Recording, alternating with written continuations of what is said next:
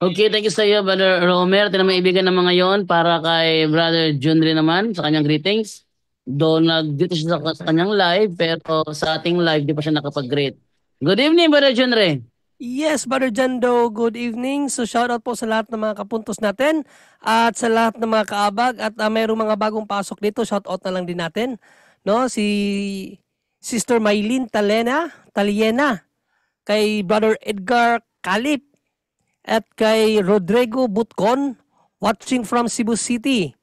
Kay Sister Len Aykuyel, kay Brother Mark Arens de la Paz, kay Sister Berna Ibarsabal, at kay Titanic Enthusiast 1912, Ray Cans, watching from Alcobar, KSA. Kay Cayetano Bilantes, good evening. Kay kapatid na Ren Mercurio, watching from Concepcion, Iloilo. Kay Belen Cordova, good evening to everyone. God bless you. Kay Sister Noemi Gold, good evening sa lahat at sa mga taga Punto por Punto. Christoin Jack Singer, hi friend, good evening. Hello din sa iyo friend. Brother Romel A. Palma, palagian po tayong pinapaalalahanan that God bless you and Mama Mary loves you. Kay Sister Cristel C. Kay Sister C, tapos sa Sister Cita Aldave. Kay Surprise Baseball Stadium, good evening mga kapuntos, God bless all. Kay Sister LV Magho, kay Sister Phoebe Dulay, kay Brother Nyoy Lacson, and kay AXL Ralph watching on my TV. Back to you, Brother Jando.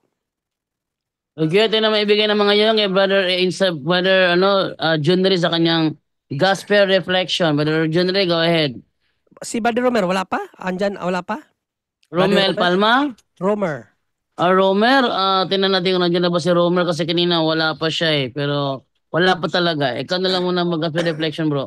Okay, maraming salamat, Brother Jando. So, once and for all mga kapatid, good evening. So, sa gabi po na ito, si Brother Angel ay pagod na pagod. Kaya, tumawag siya sa akin kanina lang at magpapahinga daw muna siya at hahabol siya sa tanungan mamaya. So, as of the moment, nagpapahinga po si Brother Angel at tayo po ay napag-utusan ni Brother Angel na tayo daw muna magbasa ng gospel at magbigay ng kakaunting reflection. So, ang reflection po na ating ang gospel po na atin pong babasahin ngayon ay sa gospel pa rin na binasa ni Brother Angel kahapon, continuation po. Kahapon is Mark 4:1 to 20. Ngayon naman is Mark 1:21 to 25. Mark 4:21 to 25. At ang heading po ng atin pong ebanghelyo ngayon ay patungkol po sa walang lihim na hindi maibubunyag. No? So sa lahat po ng mga kapuntos, yan po ang paalala sa atin ng banal na kasulatan. Walang lihim na hindi maibubunyag. Kahit anong sikreto pa po yan mga kapatid, mabubunyag at mabubunyag po talaga yan. Gaano makatagal, mabubunyag at mabubunyag pa rin po yan. Pero kahit anong tago man po nating gawin, sa mata po ng Panginoon na hindi natin maitatago. Kaya kung mayroon po tayong tinatagong sikreto na hindi maganda sa paningin ng Panginoon, pagnilayan po natin ang wika ng Panginoon ngayong gabi na ito para po matuto tayo, no, sa tamang pag-uugali, no, sa mata ng Diyos. Proper disposition, ika nga, para hindi po tayo matanong ng Diyos pagdating ng panahon kung sinusunod mo ba ang aking salita. Dahil palagian po tayong pinapaalalahanan ni Brother Angel dito, no, sa John 12:48. Sabi ng Panginoong Jesucristo, ang salita ko ang hahatol sa inyo. So kung hatulan naman po tayo ng kanyang salita, sana naman pabor sa atin at hindi laban sa atin mga kapatid. So without further ado, basahin na natin ang ating ebanghelyo ngayong gabi na ito mga kapatid. No? Ito po ay nasa Mark 4:21 to 25. Okay, so basahin natin at ito po ang nakasaad mga kapatid.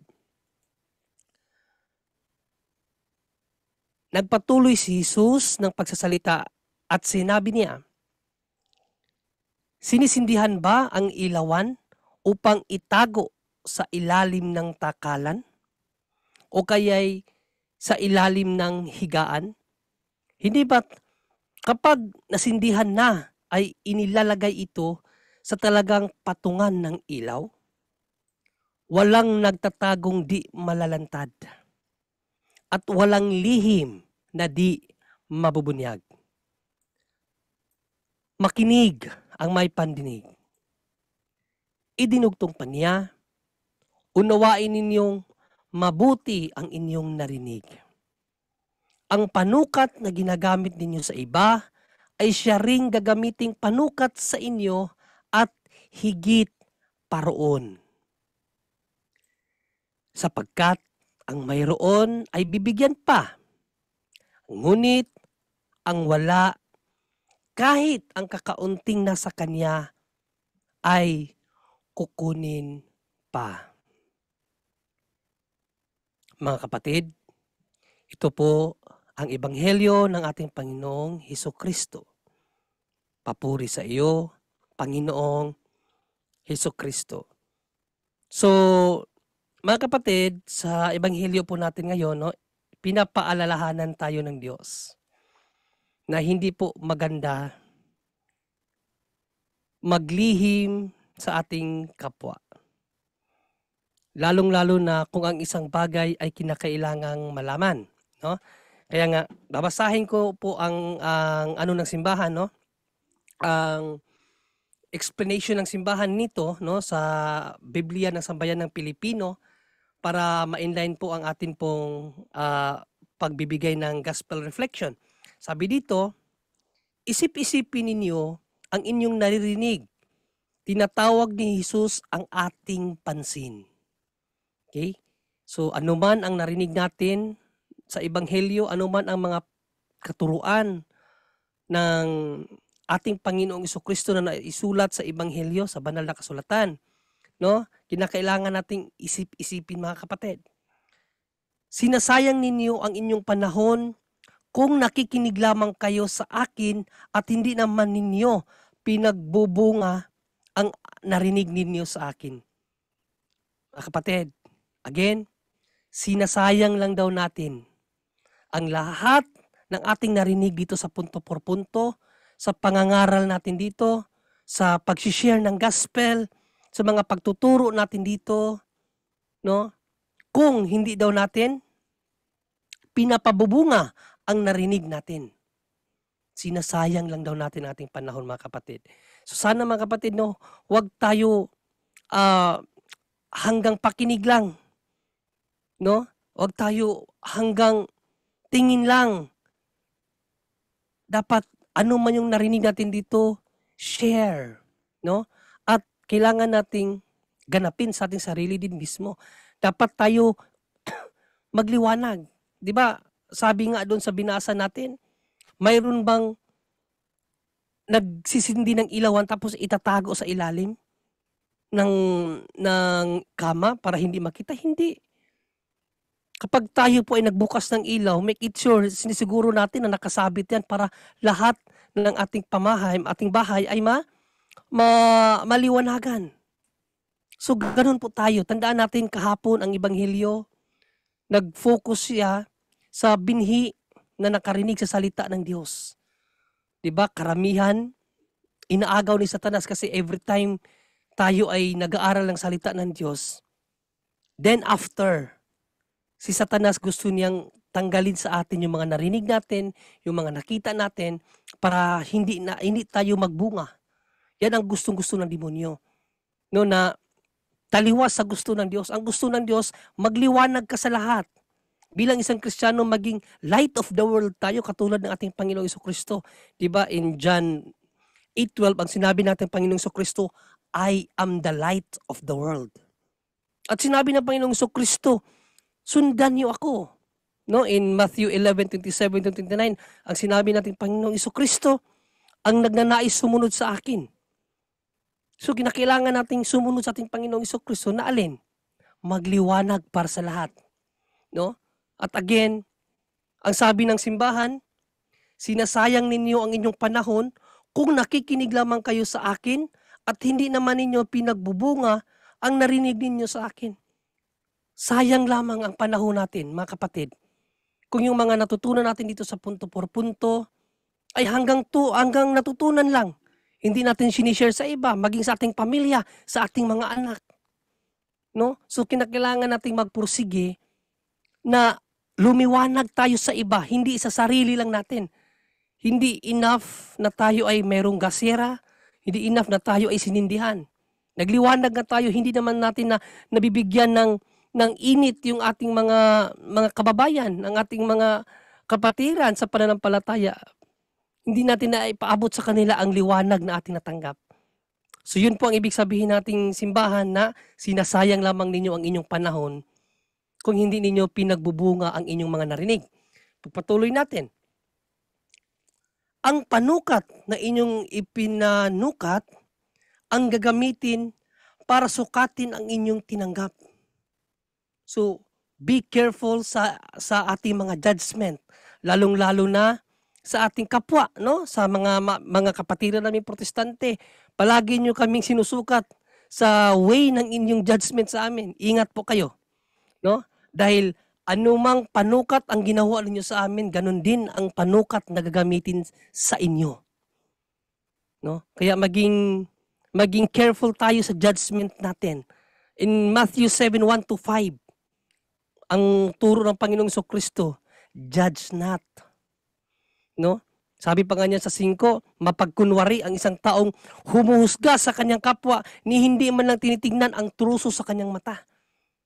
So be careful, no? Be careful sa judgment dahil yan po ang wika po ng ating Panginoong Jesucristo at ng simbahan. Patuloy natin ang teaching ng simbahan, mga kapatid. Ibig sabihin, kung may sisimulan kayong gawin ayon sa inyong natutunan, tatanggap kayo sa Diyos ng bagong lakas at kaalaman. Okay, so magkakaroon tayo ng bagong strength and knowledge, no? Kapag tayo ay may natutunan. Ngunit, kung wala naman kayong ginagawa, so ito yung problema, mayroon talagang disjunction, no? Kapag mayroon tayong natutunan pero wala tayong ginagawa, ano bang magiging mangyari? Magiging baliwala kahit na ang mga paniniwala ninyong panrelihiyon, kahit na sa pagharap ninyo sa Diyos. Kayong bumabasa sa aking ebanghelyo, tanungin muna ninyo ang inyong sarili bago kayo talagang magpatuloy. Yan, isa po yang paalala sa atin ng ating Panginoon, no? Tayo daw, mga nagbabasa ng kanyang ebanghelyo, mga nag-aaral sa ebanghelyo ng Panginoong Jesucristo, tanungin daw muna natin ang ating sarili. No? Paano bang tanong? Siyempre, kung ano ba ang ginagawa natin after na tayo ay nag-aral, tayo ay nakarinig ng ebanghelyo. Ano ang naging next step natin? Masaya ba tayo dahil nakakinig na tayo ng salita ng Panginoon? For us lang ba sa atin yung ating narinig? Wala na ba tayong pakialam dapat sa iba kasi dapat kanya-kanya naman tayong husgahan? Hindi po. No? Again, magiging baliwala ang lahat ng ating pinag-aralan, ng ating narinig kung hindi natin pinapaliwanag ito sa iba. Hindi tayo maging isang katulad ng isang kasera na nilagay sa tamang lagayan para lumiwanag ang lahat. No? So yun po ang magandang mensahe sa ebanghelyo natin sa gabing ito. At pagpatuloy pa natin, walang tinatakpan. So wala dapat tinatakpan, mga kapatid, no? Kumikilos ang salita ng lihim o sa lihim ng puso, pero sa oras na madiskubre natin ang pagbabagong nagaganap sa ating buhay, buong sigla nating ipapahayag si Kristo at ipapaalam sa iba ang lihim na nagpapaligaya sa atin. So yun po ang pinakasentro ng ating ebanghelyo. Ngayong gabi na ito, walang dapat itakip, no? Dapat i-share sa iba yung natutunan natin about the gospel. Kanina po, mga kapatid, nagulat ako kasi doon sa burol ng kapatid ko, nandun din yung ibang kapatid ko. Yung kuya ko na sumusuporta po sa programang Punto por Punto, nag-sharing sila about sa pananampalataya kasi yung isa kong kapatid is born again. So nagulat ako kanina, 3:00, tinawagan ako. So siyempre sinagot ko, then nagpatulong pala sa akin yung kapatid ko kasi may sharing. Alam kasi nung kapatid ko na magaling tayo, hindi naman magaling, mayroon tayong alam about Bible. So nag-sharing kami kaganina, no? Kami magkakapatid, nag-sharing kami about sa pananampalataya. So walang tanungan.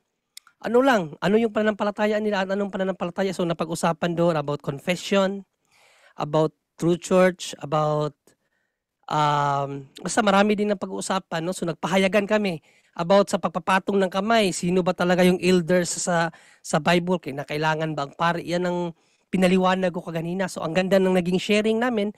Binigyan kami ng oras, sharing lang, sharing.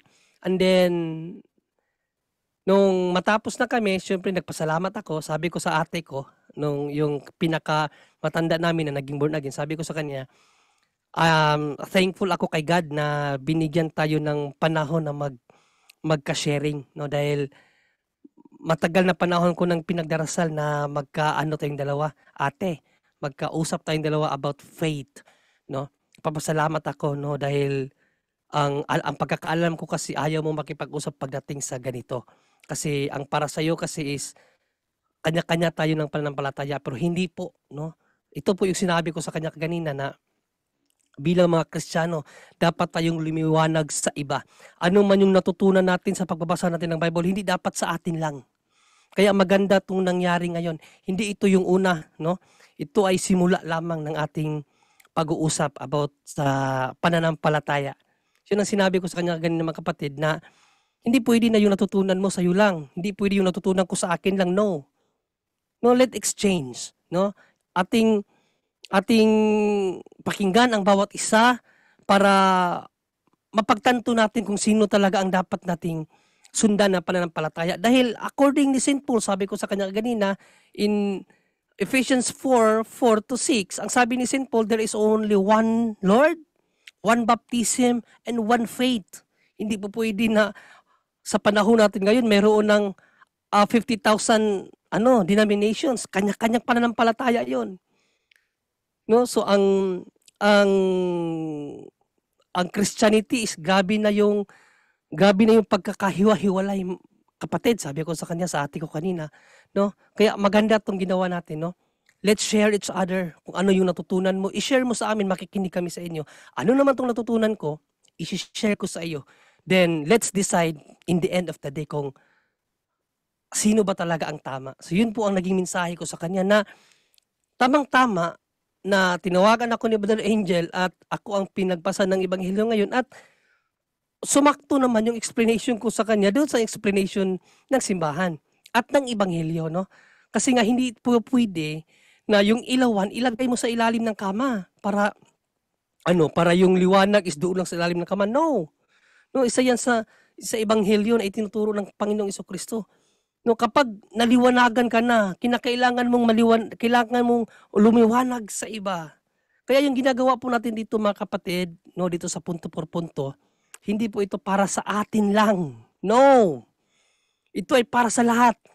No? Lahat na nakikinig ngayon, lahat na natuto ngayon, ano man po yung mga natutunan nyo, no? Kinakailangan iparating nyo rin yan sa iba. Kahapon nga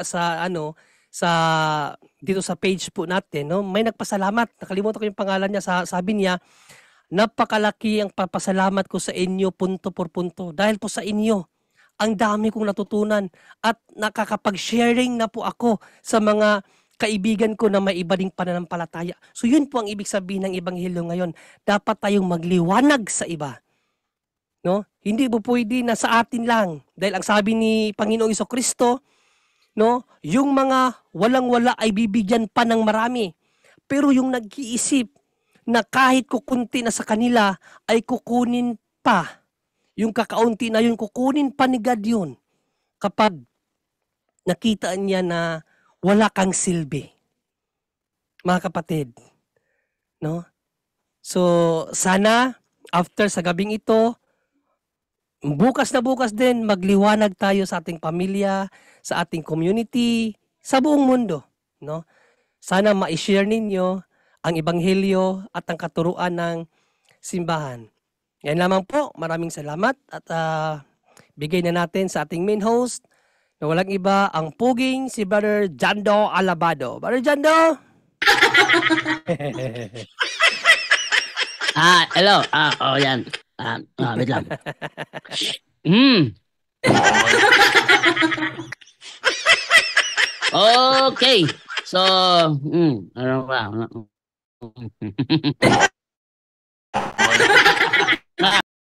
Nakain. Okay. Ay, teka. Yung red tumitikit sa labi ko. So, pag nandyan na si Okay. Brother Romer pala bro, may nagpapatanong pala, no? Baka nandyan na, pakitingnan mo. Ano yan? Sige. Ala problema yan. Okay. Tama sa Brother Jundre. Tayo'y lumiwanag sa iba. Sa madaling salita, bukas ng gabi, magpaliwanagan kayo. Hindi ako kasali. Alam niyo kung bakit? Dahil bukas ng gabi, once again, ang inyong lingkod, absent na naman. Ano na Brother Jando, i-settings mo yung punto por punto live kasi kahapon hindi na live ang punto por punto kasi sabi ni Brother Romel hindi daw na settings. Pwede Okay pala lang yun. Kahit wala ka, si Brother Romel ang mag-play basta na-set na siya. Yung ano bro, wag mong kalimutan bro, dyan yung ano po, yung stream key na mabigay sa akin para diretso siya. Sige. Alam blema yon. Alam blema. Basta ito ha, bukas ng gabi, ulit ako kasi merong magaganap na ano sa Tagbilaran, Dialogos Pagtuo, mga 9:30 bukas ng umaga, alis na kami. Then may misa si Father Darwin sa alas 12 sa katedral. So alis na kami bukas alas 9:30 and then gabi na kami makauwi niyan pagkatapos ng dialogo. Sa madaling salita, ang uwi namin yan siguro mga alas 10 ng gabi. Yan ang aming estimation sa pag-uwi namin. Sino magdidebate bro? Wala, dialogo sa pagtulang mangyayari. Mga pastor, darating sila at kanilang pagtutulong-tulungan yung mga CFD natin sa Tagbilaran. Katulad ng nakaraan bro, walang tanungan. Anong walang tanungan? Lahat tanungan. Tanungan kaya yung nakaraan na dialogo yun, di ba walang tanungan? Hindi. Sa ano yun? Yun ay dialogong ginawa ng mga SDA na takot matanong ng mga bigating CFD. Yun na nga. Yun, walang tanungan doon. Sabi pa naman ni Rosales, sabi niya, maganda ngayon yung audience ang magtatanong kasi alam nila na kapag audience ang magtanong, di sila maipit doon. Yun ang ginawa nila. Then, alam nila, kalaban nila, unang-una, Paul Alima. Pangalawa, John Jonah. Pangatlo, Stalwart Hong. Stalwart, dating is the evangelist yan pareho kami ni Stalwart. So, lahat ng alam nila, alam ni Stalwart. Naalala ko, nandoon sa pahayagan na yon, sinabi ni Jun de la Peña, sinasabi ng inyong aklat na si Pedro hindi nakarating sa Roma. Hindi nakarating sa Roma. Paniniwala ba ng Romano Katoliko na may Bishop of Rome di nakapunta sa Roma? Ngek. At isa pa, tila yata nakalimutan ni John de la Peña o hindi lang talaga niya nabasa na official na katuruan ng Seventh-day Adventist at yan ay nakalathala sa kanilang libro Acts of the Apostles by Ellen G. White na si Apostol Pedro doon pinatay sa Roma. Tapos sabi niya hindi nakapunta. Paano mamatay si Apostol Pedro sa Roma kung hindi siya nakapunta? Sabi mo niya, tingnan nyo. Magsalita naman kayo kasi walang tanungan. Ayun. Ang dami nila, Roy Tondag, si Kadasig Rosales, sila lahat ng mga kilala sa social media, nagpicturean, nilagyan ko ng letra. Ang mga SDA na takot matanong ng mga bigating CFD, gumawa ng dialogo na walang tanungan both sides. Sila lang yun, Brother Romel, ang gumagawa ng dialogo na walang tanungan. Isa pala kasama nila doon, pinataob ko sa Plaza Independencia. Yun, John G. Llanos.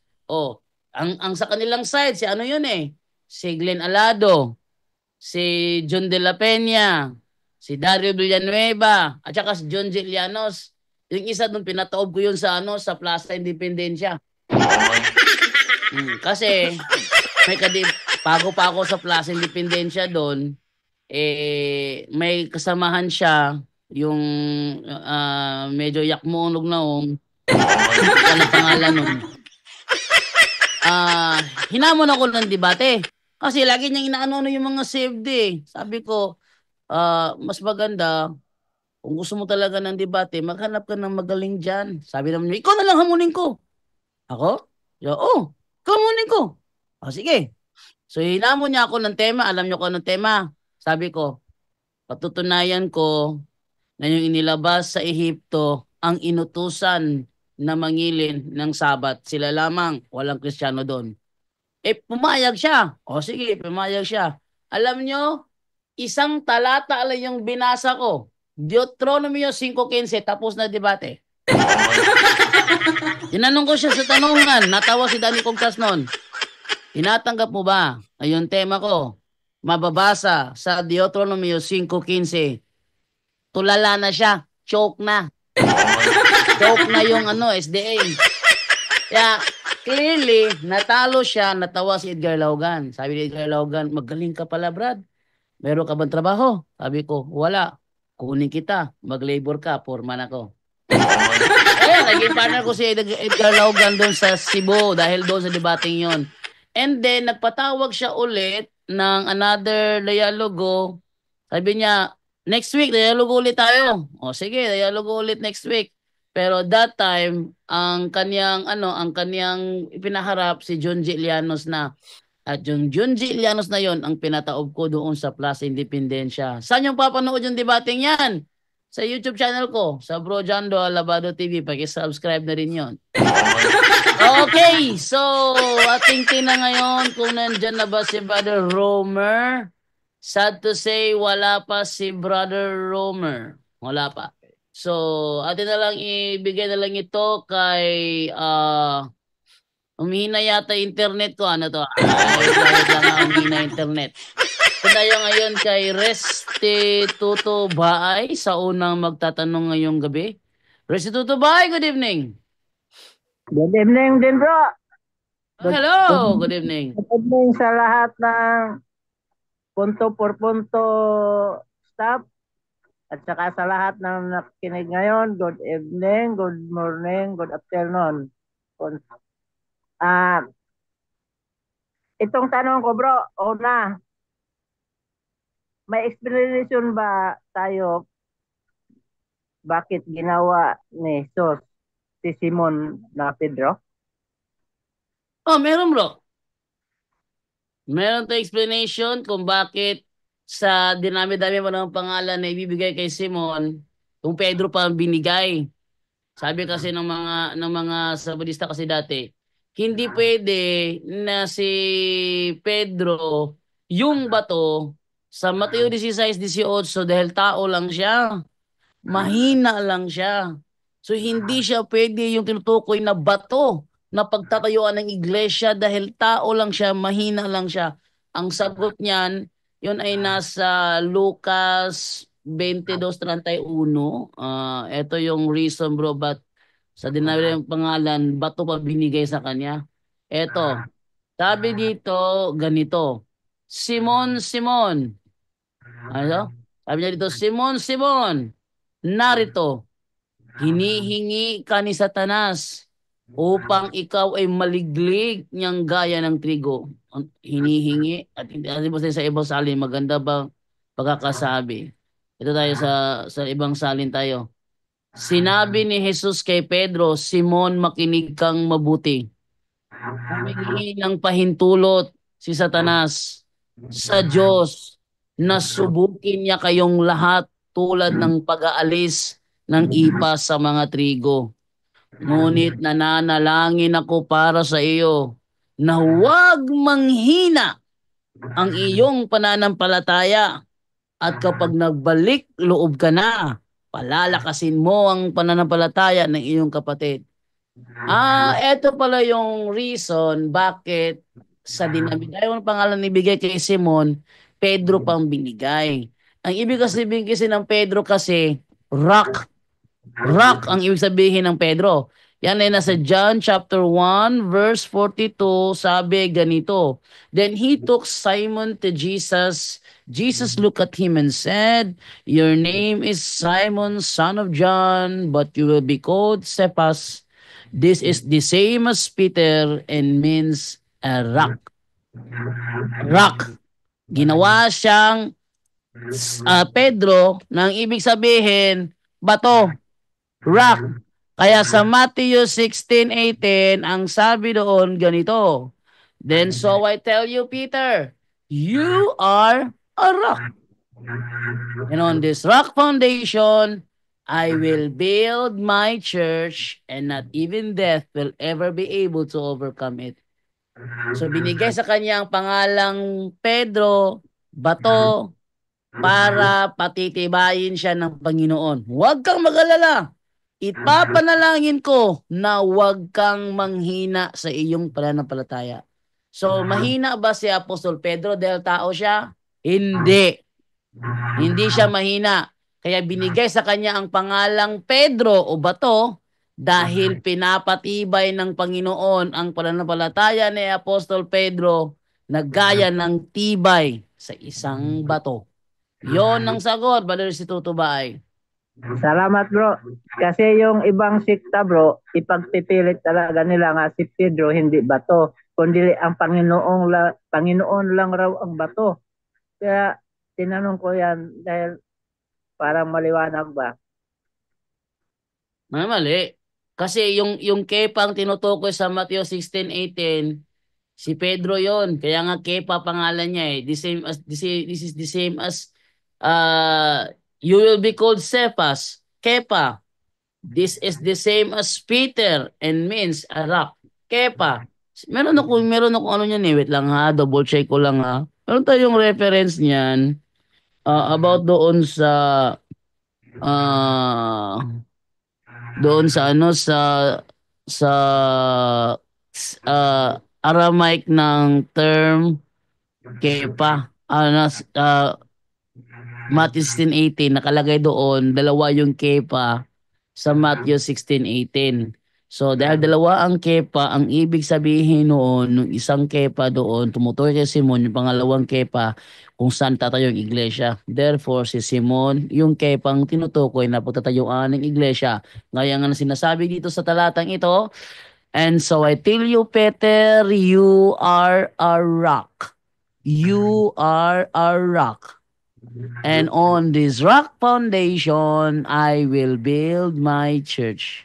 Kaya tama na rock ang binigay na pangalan kasi patitigasin ni Kristo ang pananampalataya ni Apostol Pedro na kasing tibay ng rock. At take note, ang Panginoon mismo ang nanalangin para mangyari yon. Kaya I believe na pag si Kristo nanalangin, sure ball yan. Bali si Toto? Salamat bro. Pangalawang tanong bro. Okay, go ahead. Ipagpipili talaga nila nga si Jesus ay Sabadista raw at saka si Mama Mary Sabadista raw. Ano ba yun? Actually bro, yung ginagamit nila dyan bro, yung libro na Bibliko Argumento. Yung binabasa nila doon, yun ay nakalagay sa pagsupak. Pagsupak na nasa aklat ng mga CFD, ibig sabihin yan ay argumento ng ibang sekta. At yung tubag o sagot, sasagutin yung argumentong yon ng mga ibang sekta. Ang binabasa nila yung argumento ng mga Sabadista na inilathala ng CFD sa kanilang mabasahin as pagsupak. Alam ng mga SDA yan. At saka, pero pang nangyari doon sa debate, sinabi ni Daryl Villanueva ba yung pinatawag ni Edgar Laugan sa Tubigon? Sabi ni Daryl Villanueva, si Kristo daw, Adventista, ha? Ah? Si Kristo, Adventista? Ano yung Adventista? Naghihintay sa pangalawang pagparito ng Panginoong Hesukristo. Adventista. Eh ang tanong ngayon, sinong Kristong hinihintay ni Kristong babalik? Yun ang malaki tanong din. Hindi masagot. Hindi may itanong ni Paul Alima sa mga SDA kasi alam nila pag tinanong yun, ipit sila. Kaya ang ginawang dialogo, walang tanungan portion both sides. Hello bro! Okay, bro. Okay, salamat sa magandang sagot, bro. Salamat. Madali Yan lang, lang bro. talaga. Oh, That's madali it, lang. salamat. Thank you bro, thank you bro. Madali lang talaga ang tanong basta galing sa ibang sekta. Pero kung ang tanong galing sa Katoliko, naku, nosebleed ako dyan. Okay, thank you sa iyo, Brother Rizky Toto. Bye. And then move naman tayo ngayon kay Sunday Camacho. Sunday Camacho, good evening. Ay, wait lang muna. Ate mo na ipagbigay muna ang greetings si Brother Romer ng Bukidnon. Brother Romer, good evening. Brother Chando, isa pong pinagpalang umaga, tanghali gabi sa inyong lahat at welcome po sa Punto por Punto. Back to you, bro, Chando. Okay, thank you sa iyo, Brother Romer. And then back to you, Brother Sunday Camacho. Magandang gabi po, Bro Jando, Bro Johnry, Bro Romer, Bro Wendell, at sa lahat na po, lalo na po sa ating director, si Father Darwin. Magandang gabi po sa inyo. At sa lahat po ng mga manonood sa Punto por Punto. Magandang gabi mga kapuntos. Meron na po akong saklolo po, Bro, saklolo, Bro Jando. Kasi meron pa akong kamag-anak na membro ng Iglesia ni Cristo. Tapos meron siyang katanungan doon sa pag-post ko nung membro ng Iglesia ni Cristo, naging nagkatoliko na nang makita ang debate ni Father Darwin saka ni Sir na Ramil Parma. Ngayon, yung message ko doon na ang message ko kasi naggumamit ako ng salitang daw. Dahil daw sa napanood ang video ito, yung mga tao doon, nagkatoliko sila kasi nakita nila yung pagsisinungaling ni Sir na Ramil Parba. Ngayon, nag-comment siya. Unang-una, ang comment niya, marami ang nagkakamali sa salitang daw. Ayan, kasi nga gumamit kasi ako ng daw doon eh. Ngayon, pero hindi yun masyadong importanteng tanong. Yung dalawang tanong na lang, Bro Jando, ang nais kong hingi ako ng tulong kung paano ko siya sasagutin talaga. O kaya ito po ay naka-screenshot ngayon, naka-screen record, kung okay lang po sa inyo na ito po ay ipopost ko sa aking timeline para masagot ko siya. Okay lang po, Okay, Bro Jando? go ahead. Okay, walang problema bro. Opo, No problem. Salamat po, salamat po. Ngayon po, ang unang tanong niya, wala daw sa Biblia yung Holy Trinity. Paano po yun natin sasagutin, Bro Jando? Meron sa Biblia. Ayaw lang siguro nilang tanggapin. Yan ay nasa Revelation chapter 7 verse 10 ng Amplified Bible, saan ganito ang ating mababasa. And in a loud voice they cried out, saying, Salvation belongs to our God who is seated on the throne, and to the Lamb our salvation is the Trinity's to give, and to God the Trinity we owe our deliverance. Yan bro. Opo, salamat. Salamat, Bro Janto, sa ganitong napaka mabigat na kasagutan sa aking kamag-anak na mayroon pong katanungan sa kanyang katanungan tungkol daw sa Holy Trinity. Last question na lang po, Bro Jando. Papasok na rin ako sa work. Ayan, yung tanong niya na marami daw kasi tayong mga dagdag at kulang sa katuruan tulad daw nung kapistahan ng mga patay. Okay. Siguro All Souls Day ang nabanggit niya po. Hindi walang problema yung All Souls Day natin. Kaya nga sinasabi ko sa inyo, kung sakaling gumamit sila ng mga aral na Katoliko na hindi letra por letra mababasa sa Bible, isang talata lang ang pangtapat nyo dyan. Mateo 18:18, subok na natin ito ng maraming beses. Sa SLTV, nasubukan na ito. Sa SDA, nasubukan na ito. Sa Sinioba, nasubukan na ito. Sa lahat ng mga nakakatalakayan din, nasusubukan ko na ito at nakikita nyo kung paano sila sumagot sa talatang ito. Mateo 18:18. Tandaan ninyo, sino nagsasalita? Si Kristo mismo. Sinong kausap? Yung mga apostol. Sino ang mga apostol? Mga obispo yon ng iglesyang tinayo niya. Tandaan ninyo, ano mang ipagbawal ninyo dito sa lupa ay ipagbabawal sa langit. Sa madaling salita, yung term ipagbawal, future tense yan. So, may ipagbabawal ang mga apostol na hindi pa naipagbawal noon. Kung wala man silang ipagbawal, darating ang panahon na yung kanilang mga successor magbabawal. For example, dumating ang panahon na ipinagbawal ng iglesia sa lupa itong same-sex marriage. Kahit pa ano pang welgang gawin ng mga LGBTQ para ipasa ang same-sex marriage, hindi yan papasa. Kasi ipinagbabawal ng iglesia.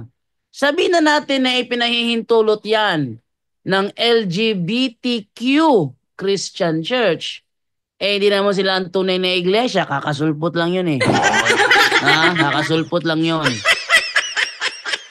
Hindi otorisado ng Iglesia Katolika ang ginagawa nilang same-sex marriage. Therefore, invalido pa rin yun. Kasi hindi ipinahintulot. At may karugtong pa. At ang ipahintulot ninyo dito sa lupa ay ipahihintulot sa langit. Sinasabi nila, merong kapistahan ng mga patay. Sino nagpahintulot nun? Yung iglesia.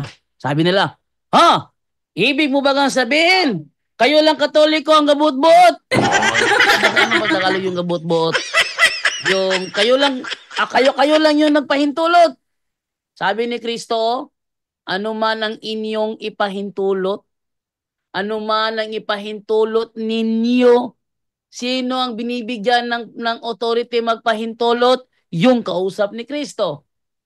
Sinong kausap ni Kristo? Yung mga apostol. Tanong, yung authority ba ng apostol na natili na sa kanila o naipasa sa kanilang mga successor? Naipasa sa kanilang mga successor. Saan ang babasa yan? Yun ay nasa unang Timoteo 4:14 yata yun. Naipapasa sa pamamagitan ng ordination, ng pag-uordina, ng papapatong ng kamay, na may seremonyas, na ipinapasa sa kanila ang authority bilang maging mangangaral ng iglesia. So naipapasa ang authority, hindi na natili sa mga apostol ng authority. May kapistahan tayo sa mga patay, ipinahintulot ng iglesia. Anong sabi ni Kristo?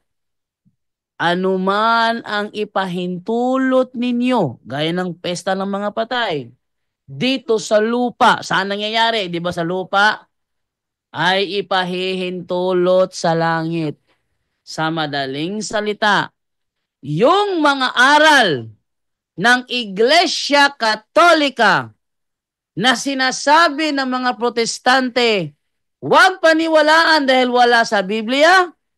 Sabi ni Kristo, ano man ang ipahintulot nyo dito sa lupa, ipahihintulot ko sa langit. Sa madaling salita, may pahintulot ni Kristo. Yon. Isang talata lang katapat niyan bro. Nasubok na natin yan. Kay Almasora, kay SLTV, sino pa? Sa mga SDA, nasubok na natin yan. Sabi ni SLTV, hindi naman yan nakasulat dyan do eh. Ang nakasabi doon dyan do, ano man ang inyong talian sa lupa, tatalian sa langit. Ano man inyong kakalagan sa lupa, kakalagan sa langit. O sige, granting na yan ang mababasa mo. Ano bang ibig sabihin nun? Eto, Matthew 18:18. Ano ibig sabihin ng pagtatali at pagkakalag? I assure you and most solemnly say to you, whatever you bind, tatalian, ha? whatever you bind. Ano ibig sabihin ng bind, tatalian? Forbid. Forbid. Declare to be improper and unlawful.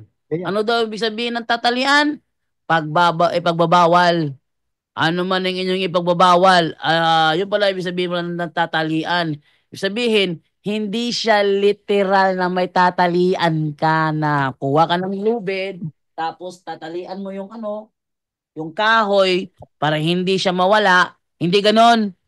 Ang pagtataling sinasabi dyan, ibig sabihin, pagbabawal.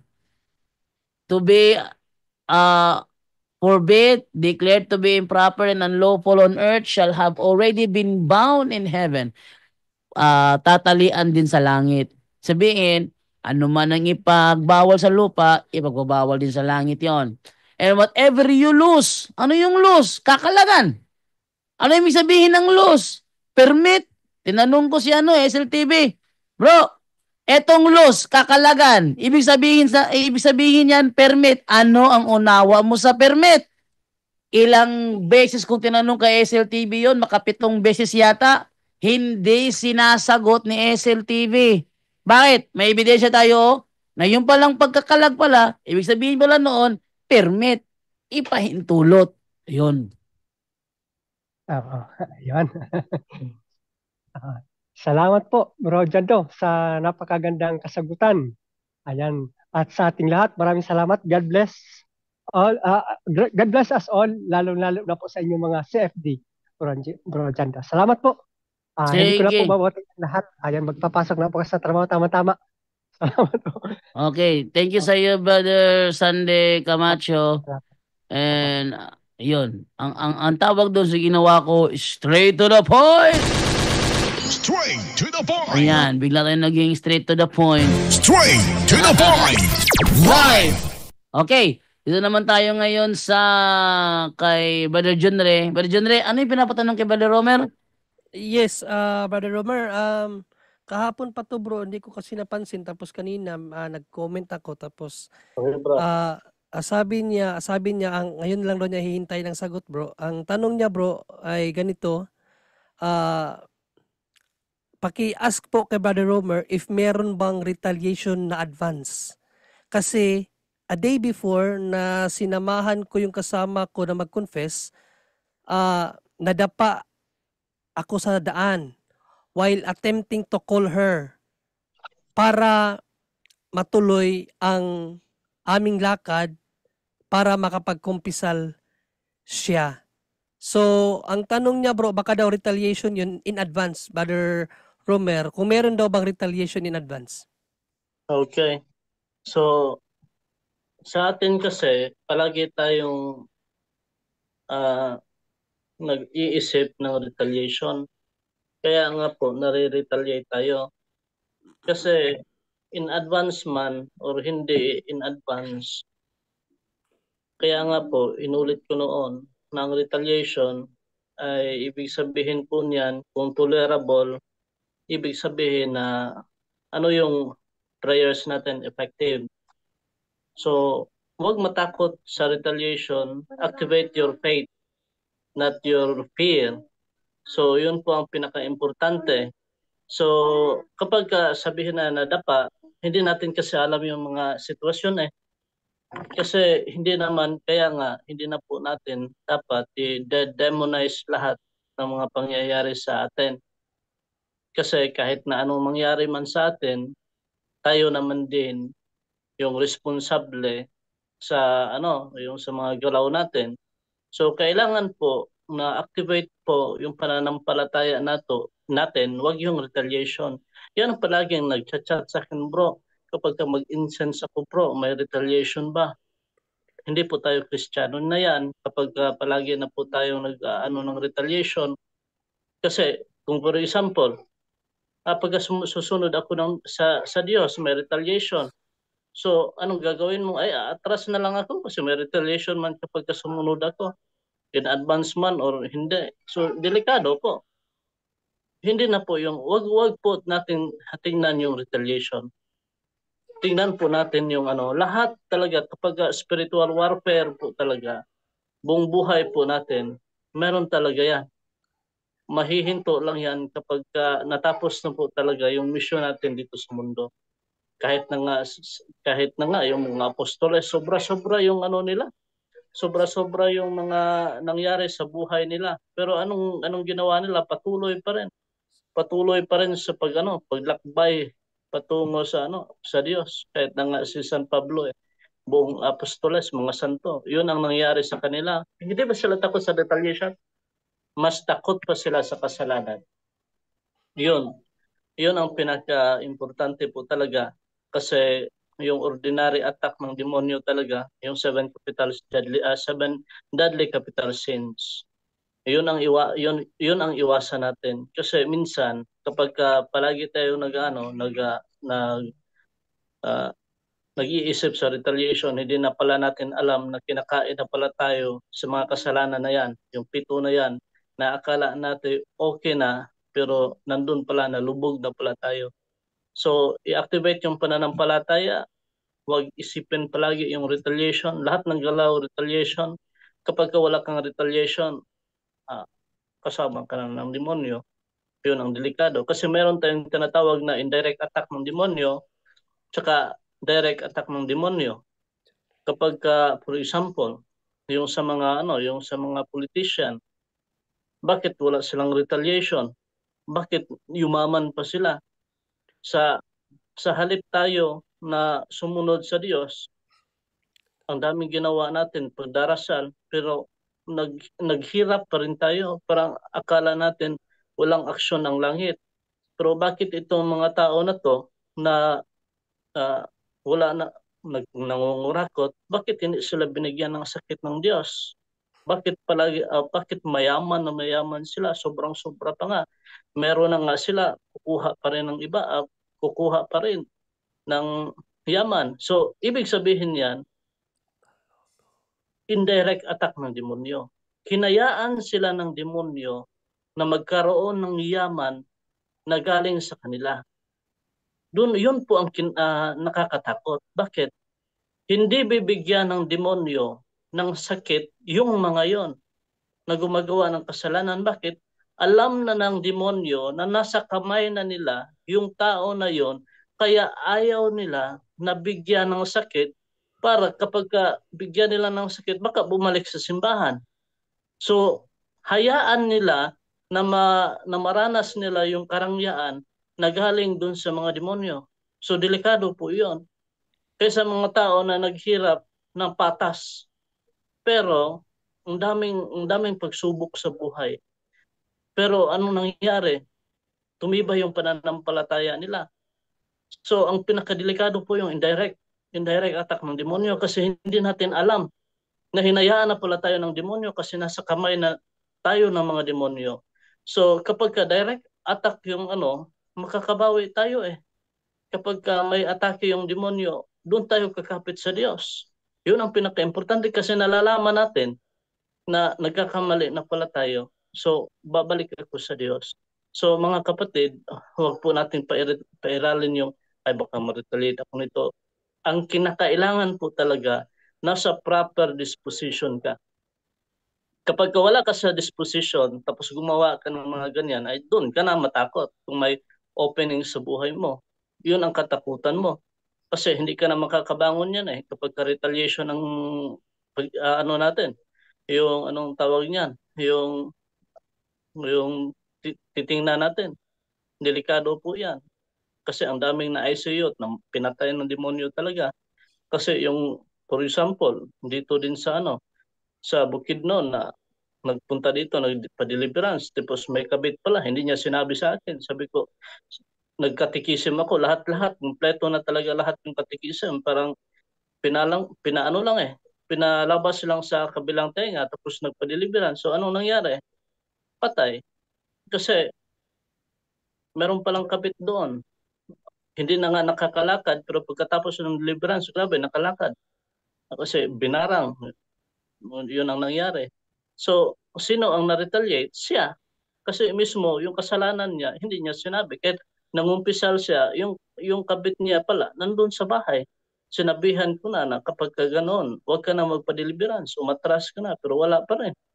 So, yun po ang retaliation, delikado. So, isipin po natin, kapag nasa tama po tayo, nasa proper disposition po tayo, huwag na tayong matakot sa konting retaliation.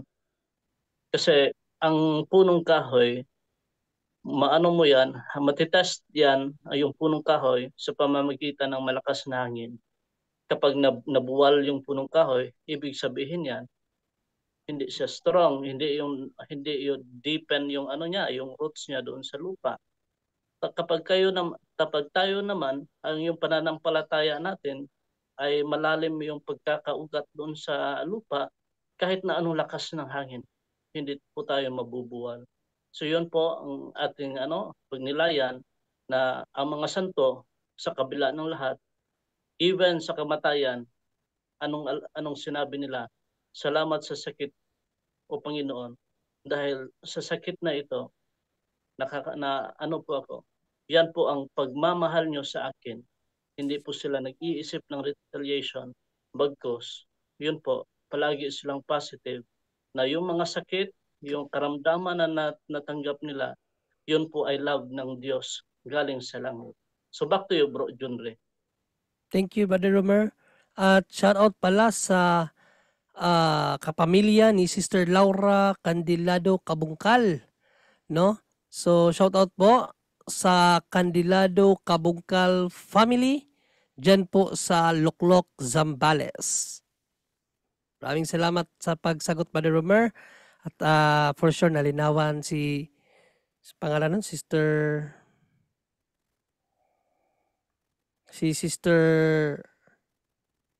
ano pangalan nun? Sister Miraflor Jimenez Casinio. Maraming salamat, Brother Romer. Okay, thank you sa iyo, Brother Junre. Okay, no? So, tinaman tayo ngayon sa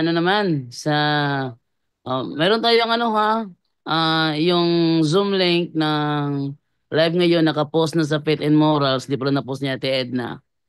And then, meron naman tayong WhatsApp number para kami makontak via WhatsApp. Nakakapasok din naman yung call dyan. Sa mga nais magipagsubukan, ay, very welcome. Mukha na naman gaganahan na naman ako nito.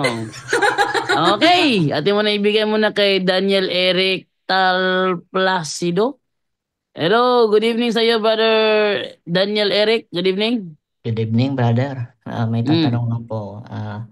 Ano pong pwede nating isagot sa binabato sa atin ng mga born again o ibang sekta na tungkol sa tithes o ikapo? Bakit daw wala tayo nun sa Katoliko? Bakit daw yung mga kasal, binyag, libing, pamisa sa pare, ba't daw may bayad? Ito sagot natin dyan, okay?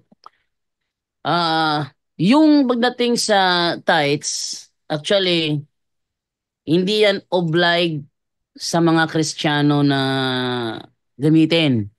Kasi unang-una sa Biblia, ang tithes inutos lamang doon sa mga Israelita. Hebreo 7:5 sabi ganito, ayon sa kautusan, ang mga pari mula sa angkan ni Levi ay inutosang kumuha ng mga ikapo mula sa mga Israelita. So ayon sa kautusan, ang inutosang kumuha ng ikapo yung mga pari sa angkan ni Levi at ang kukuhanan yung mga Israelita. Ngayon, if i-apply nyo yan sa inyong simbahan, nasa inyo na kung inyong ipapahintulot o hindi. Pero hindi siya obligado, ha? Hindi siya obliged. Okay? And then, doon naman sa tanong mo na, ano yung pangalawa, bro? Tanong mo?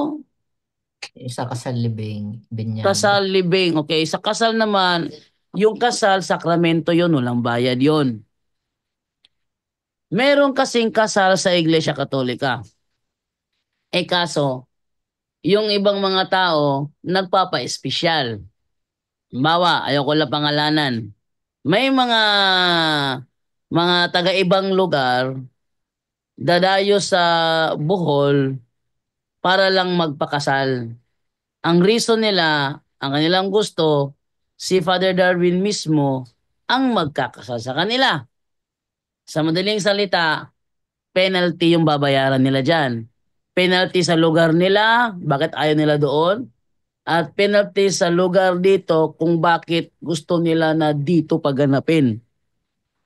Ang ginagawa ng mga pare, sinasadya nila na palakihin yung penalty. Palakihin ang penalty. Ano ang reason doon? Para piliin ng Katoliko ang tamang schedule ng kasal. Kasi ang tamang schedule ng kasal, wala kang babayaran doon. Wala kang babayaran. Yung mga nagpa-espesyal, maraming decoration, marami pang nagrenta pa ng mga bading para siyang magsagawa ng kanilang rehearsal. Ano yung mga instruction nito, gagawin nyo, ito gagawin ninyo, yan gagawin nyo, kuha pa ng mga rirenta pa ng masusuot na damit ng mga bridesmaid, rirenta pa ng yung taga video, gagawa ng dokumentary. Sila ang nagpapamahal doon. Kasi maliban sa penalting babayaran mo, magbabayad ka pa sa kanila. Yon ang binabayaran mo doon. Pero yung mismong sakramento sa kasal, hindi yon binabayaran. Alam niyo kung bakit? Opisyal na katuruan ng simbahang Katoliko na huwag ibenta ang mga sagradong bagay. Ang mga sakramento, sagrado yun. Kaya nga sakramento, sacred sign. Nalala ko si Almasora, si Jared Almasora. Sabi niya, walang sakramento sa Biblia. Ganun. Kasi sa Biblia kasi bro, kami Katoliko, meron kami tatawag na Sacrament of Baptism. Tanong ko sa iyo, Almasora, meron bang bautismo sa Biblia? Sabi niya, meron bautismo, hindi sakramento yun.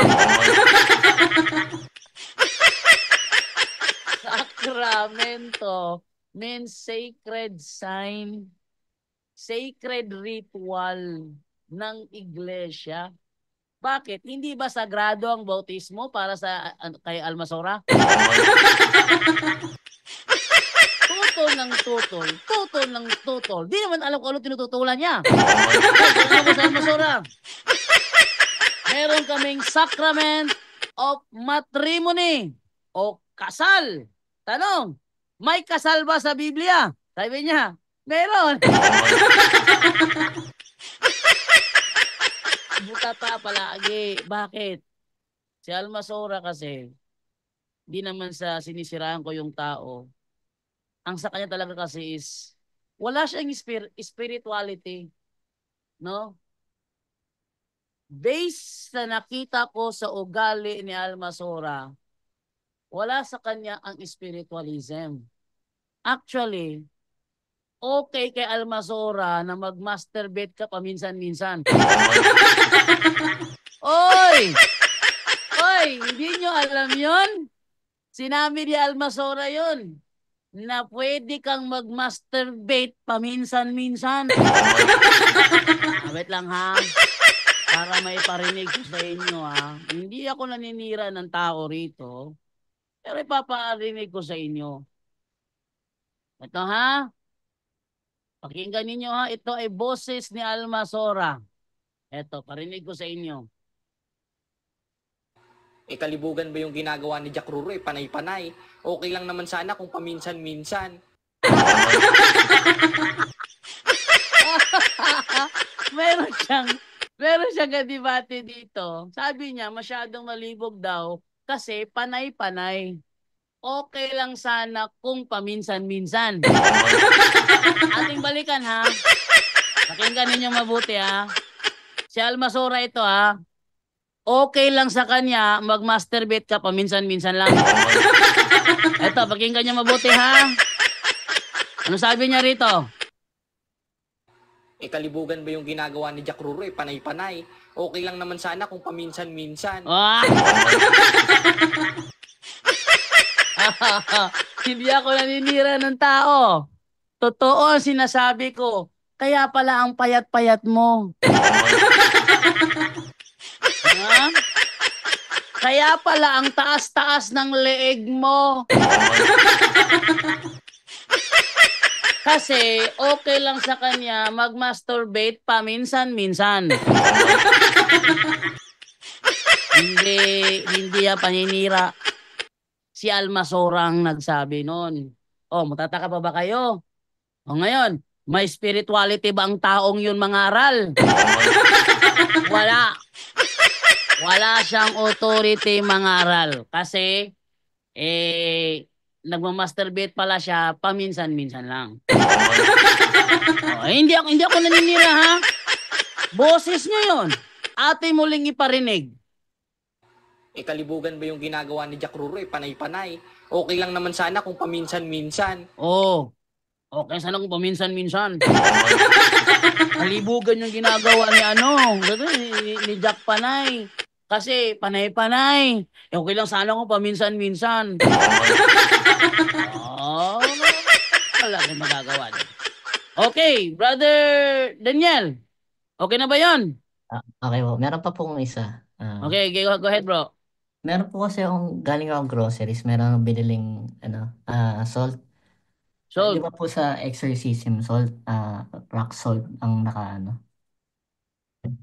Kaso, ang nakalagay dito, iodized rock salt. Pwede ba to pang Hindi. ipa-bless para maging exorcism salt? Iodized rock salt. Hindi. Kasi ang iodized, mayroong iodine. Iodine, chemical. Hindi pwede yun. Okay. Mali yung nabili ko. Iodized rock salt kasi nakalagay dito. Hindi pwede iodized. May iodine na yun. Yung iodized, ginawa yung iodized salt para doon sa mga mababa yung iodine niya dahil nagkakagoiter. Kaya yung mga asin nilalagyan ng iodine para makaiwas ang tao sa goiter. Yan ang reason doon. Okay po. Bibili na ako ng rock salt. Okay lang yung table salt. Asin, meron ka ba kilala marunong gumawa ng asin? Magpagawa ka. Kuha sa dagat ng tubig, gawing asin. May ganyang mga marunong gumawa ng asin. Basta hindi iodized salt. Hindi iodized. Kasi po sinabing iodized, may iodine na yan. May chemical na yan. Okay po. Thank you po. Okay? Okay na ba? Okay na yan? Po, thank you po. Nabasa ko lang po si nag-iingay si Jared Almasa sa YouTube. Nag-iingay ba siya sa YouTube? Sabi niya gano'n, takot daw yung takot ang punto por punto, walang Zoom link, sabi niya gano'n. Ay, hindi. Actually, nilabanan ko na yan dati. I-search nyo lang, John Alabado versus Jared Almasora. Napahiya yan.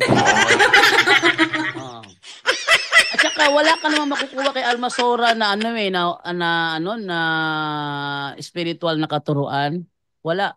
Ang makukuha mo lamang kay Almasora, yabang, patutsada, kabastusan. Alam nyo kung bakit? Nung nakaraan na pumasok yan sa live ko, anong ginawa? Pinapakita sa camera ang kanyang talampakang dumi-dumi. So, ibig sabihin, hindi naturuan ng ng tamang aral. No? Hindi siya naturuan ng tamang pag-uugali. Alam niyo kung bakit? Galing kasi sa ang dating daan. Alam niyo naman, ang dating daan, dinadaanan ng mga taong masama. Doon siya galing. Ay, yung ugali niya, pansinin niyo ugali niya. Pag yan nakapagsalita, naku, hindi mawawala ang pagmumura. Sabi niya, hindi naman pagmumura yan eh. Tandaan mo, nasa Pilipinas ka, wala ka sa Espanya. Ha? Huwag niyong kalimutan. Nasa Pilipinas ka, wala ka sa Espanya. Kung gusto mong gamitin ng mga termino gaya ng gaga, doon ka sa Espanya, huwag ka mag-ingay sa Pilipinas. Dahil sa Pilipinas, talagang pagmumura yan. Oh. Kaya, Almasora, yabang lang. Wala akong nakitang spirituality dyan kasi dati, kinausap ko yan dati, sinasabayan ako. Ngayon, hindi ko siya pinapakinggan kasi nasasalita pa ako, sinasabayan na niya ako. Wala namang ibang ginawa kundi ang mang-asar. Abay, pinakita ang kanyang talampakan. Yung ganyan ba? Yan ba tamang ugali? Alam nyo, pabor sa akin yung magaganyan-ganyan si Almasora. Alam nyo kung bakit? Isa yung example na kapag nakinig ka kay Almasora at umanib ka sa iglesyang kinaaniban niya, kung ano yung ugali niyang ipinapakita habang nangangaral siya, yan ang ugaling makukuha mo pag sumanib ka na sa iglesyang kinaaniban niya. Kung bastos siya magsalita, yon ay dahil yon ang naririnig niya sa mga ngaral nila. Kung bastos ang pag-uugali niya, dahil yon ang ugaling nakikita niya at hinahangaan niyang ginagawa ng mga ngaral nila. Kasi sabi sa Biblia, Ebanghelyo ni Kristo ito ito'y Ebanghelyo ni Kristo ha.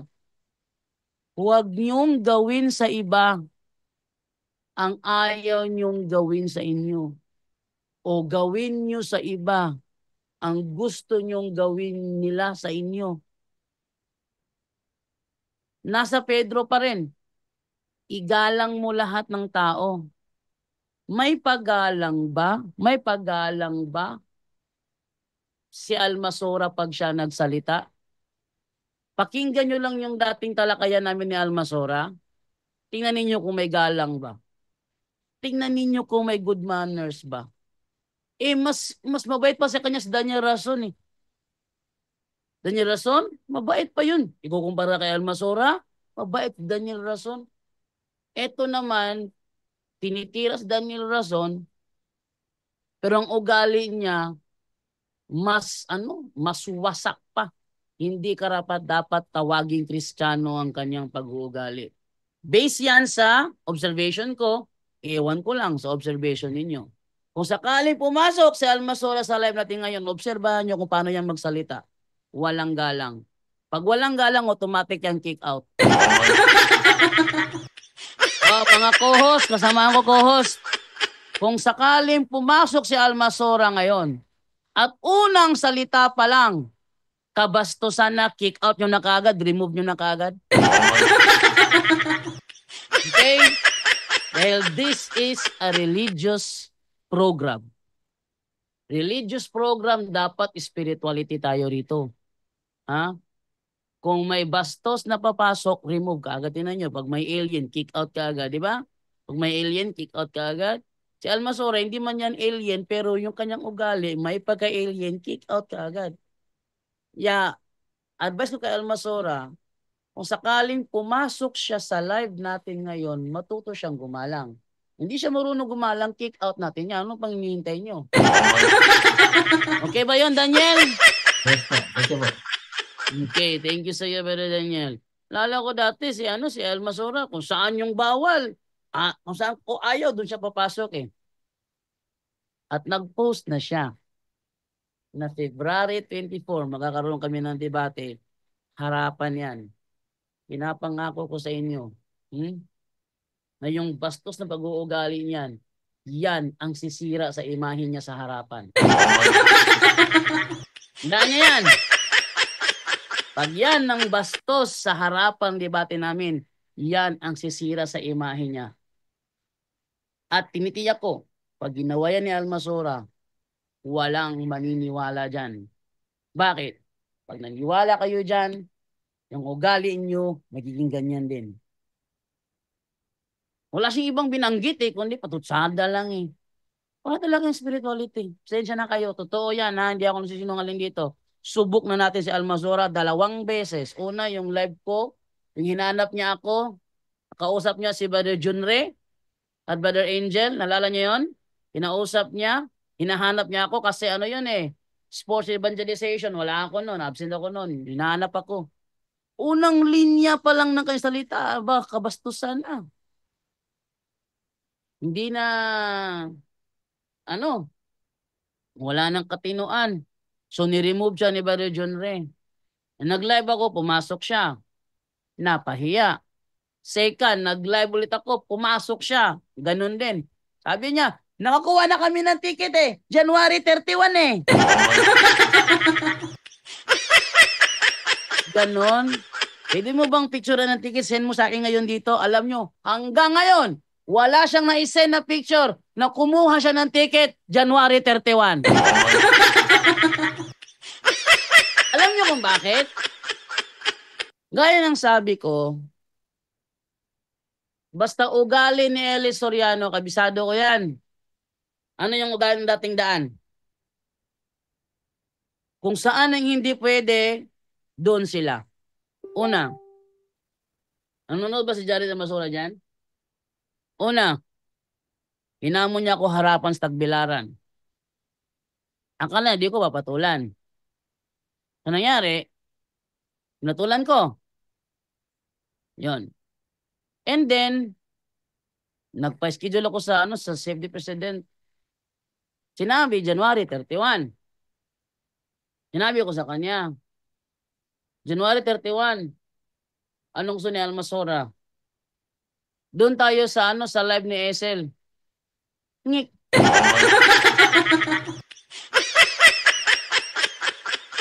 Live ni Esel? Akala ko ba harapan sa Tagbilaran? Ba't sa live ni Esel? Hindi. Para walang gastos. Ay, hindi. Harapan tayo. Ikaw nagsabi nun eh. Kaya naman, ikaw nagsabi tapos di mo gagawin. So, nangyari, dun sa sa Tagbilaran na. Anong ginawa niya na naman? Sabi ko, bro, nilipat sa February 24. Sabi naman niya, tayo? January 31 tayo.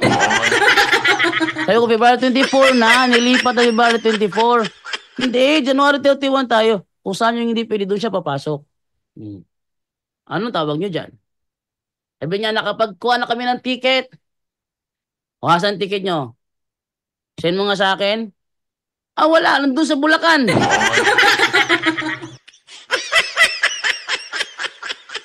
Ilang araw ang dumaan. Hanggang ngayon, wala siyang na-send na picture ng ticket na kinuha niya sa January 31. Okay? Atin naman ibigay naman kay J. Kant. J. Kant, good evening. J. Kant. Hello, J. Kant.